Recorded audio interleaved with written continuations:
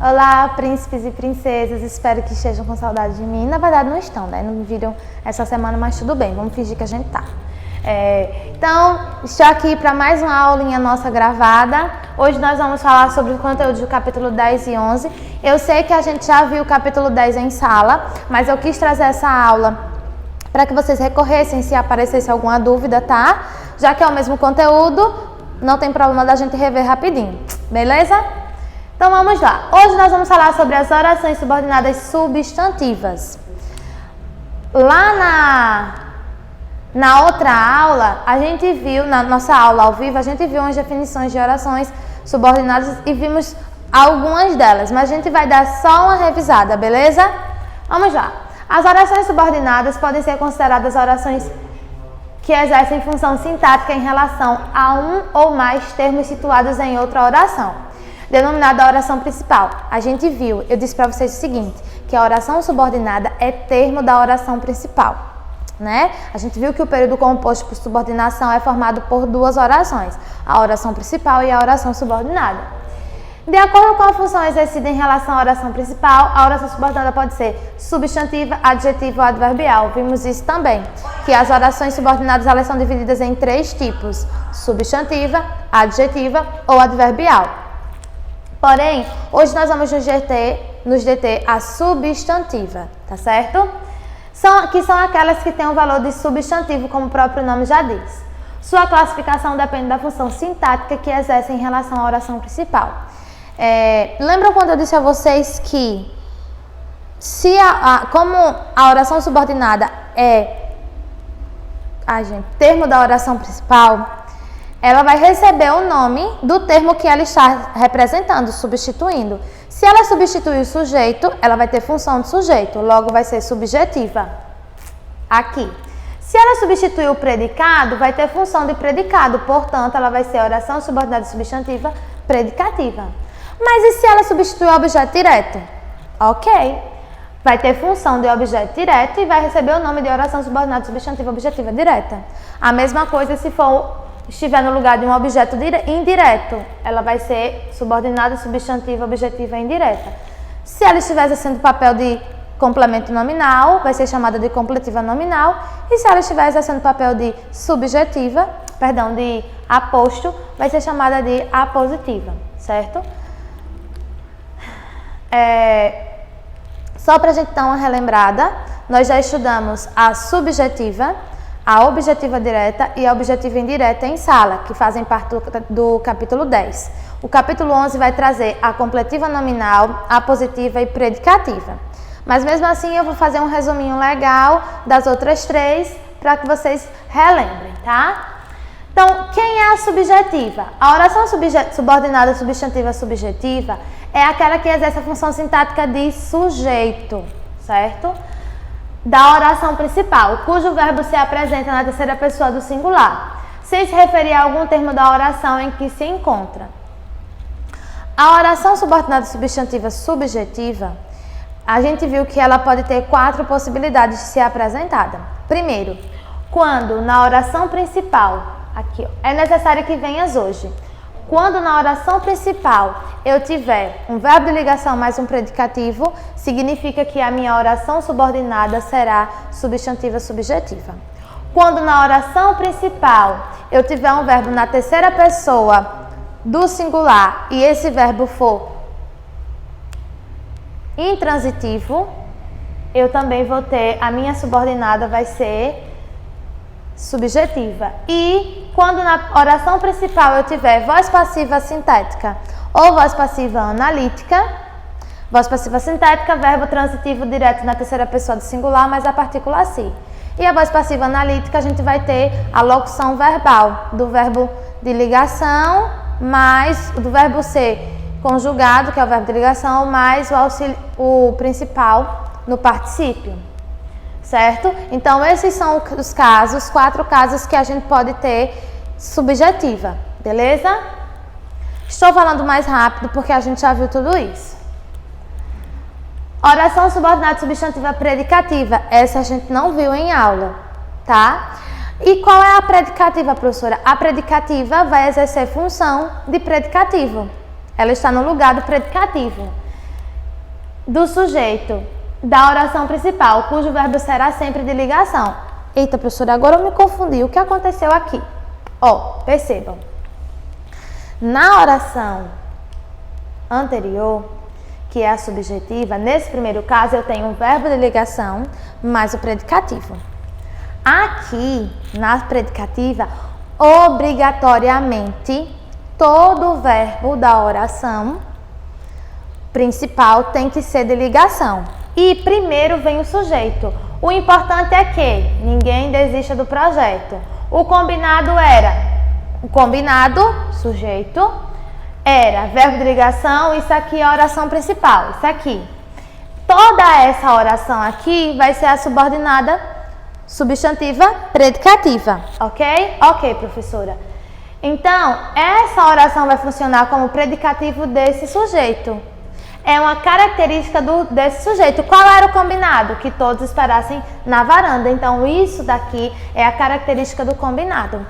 Porque eu não sei se vocês lembram, mas o predicativo é uma característica do sujeito que vem no predicado.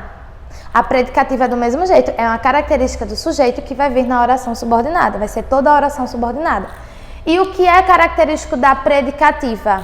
Eu vou ter o sujeito e o verbo de ligação na oração principal, para que toda a oração subordinada seja predicativo do sujeito da oração principal. Beleza? O certo, sujeito, seria verbo de ligação, oração principal. Se ele viesse logo. Se ele viesse logo, é o predicativo do meu sujeito, que é o certo. Qual seria o certo? Se ele viesse logo. Beleza? Aqui nós temos a objetiva direta. A gente também já viu em sala. A objetiva direta é aquela que vai exercer função de objeto direto.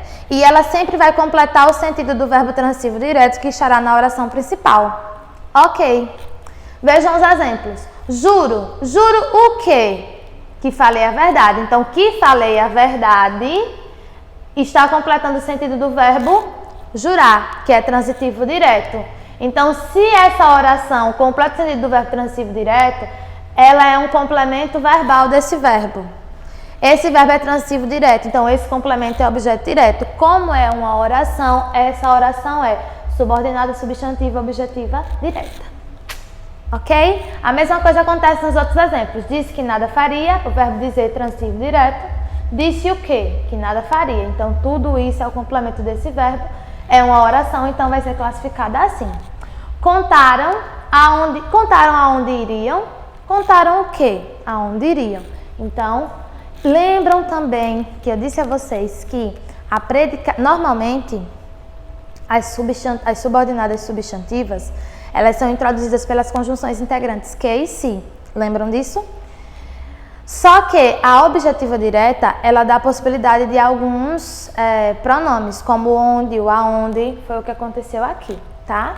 Contaram aonde iriam, contaram o que? Aonde iriam.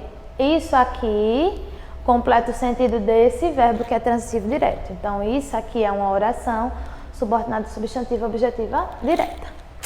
Ok? Seguimos. A objetiva indireta vai seguir o mesmo estilo. A diferença é que no lugar da oração principal eu tenho um verbo transitivo direto, eu vou ter um verbo transitivo indireto. E normalmente a oração subordinada substantiva objetiva indireta vai ser vai ser iniciada por uma preposição, tá? Lembre-se de que ninguém é dono da verdade. Lembre-se de quê? De que ninguém é dono da verdade. Verbo transitivo indireto e tudo isso aqui é o objeto desse verbo. Como é uma oração, vai ser subordinado substantivo objetiva indireta. Ok? E a completiva nominal? Professora, qual é a completiva nominal? Como o próprio nome já diz, assim como as outras, a completiva nominal vai exercer função de complemento nominal. Então, ela completa o sentido de um nome que está na oração principal. Vejam o exemplo. Tenho a sensação de que estamos sendo observados. Percebam que isso daqui completa o sentido desse termo aqui, sensação. Sensação é um nome. Então, não posso dizer que aqui é objetiva indireta. Por que, professora, não pode ser que a objetiva é indireta? Não começa com o de, que é uma preposição? Começa. Mas não completa o sentido de um verbo, completa o sentido de um nome. Se completa o sentido de um nome, é completiva nominal e não objetiva indireta. Entenderam? Trabalhou consciente de que cumpriria sua missão. Consciente de que cumpriria sua missão. Então, consciente é um nome que necessita de complemento. O complemento desse nome é de que cumpriria sua missão. Uma oração exercendo função do complemento nominal.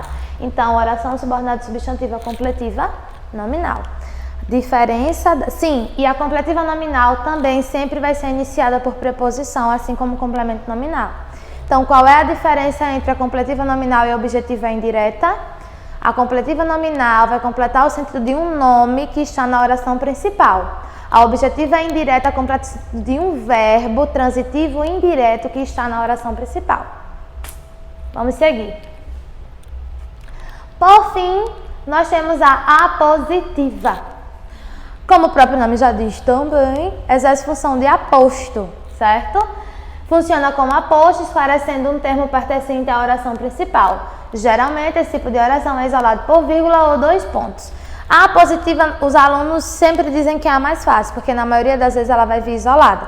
Mas futuramente vocês vão ver que a gente pode confundir com a adjetiva explicativa, mas só depois a gente vai estudar, não se afobem, tá? Então, a apositiva vai substituir o aposto, né? Vai estar no lugar de um aposto e ela esclarece, tem relação de equivalência com o termo da oração principal. Mas ela pode ser retirada já que é um termo acessório. Só desejo uma coisa, que seja feliz. Uma ideia teima em minha cabeça, que todos eram suspeitos. Observem que você seja feliz explica coisa, que todos eram suspeitos a ideia e disse tudo, ou seja, quem é o culpado. E aqui explica o tudo. Gente, eu espero que vocês tenham entendido. O conteúdo a gente já tinha mastigado muito na aula ao vivo, então foi só para que vocês revisassem as primeiras e entendessem as 3 últimas que são mais tranquilas e mais fáceis. Até a nossa aula ao vivo.